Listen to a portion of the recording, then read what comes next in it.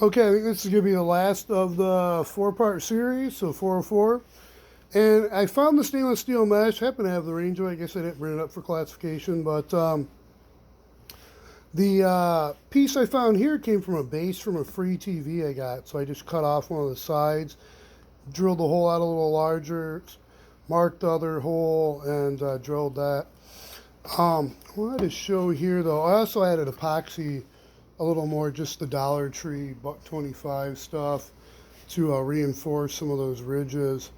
But you just can't really see real well, but you can see on the bottom the heads on the out. I wound up drilling, well, sorry, I used the soldering iron to make a hole to basically where they'd lock in, but go all the way behind the plastic.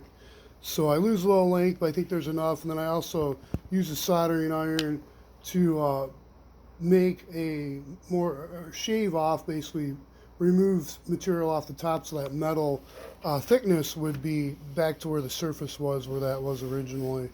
But yeah, there it is. I think it's ready to be installed. And anyways, be safe, stay healthy. Until next time, learn something new and save, save, save.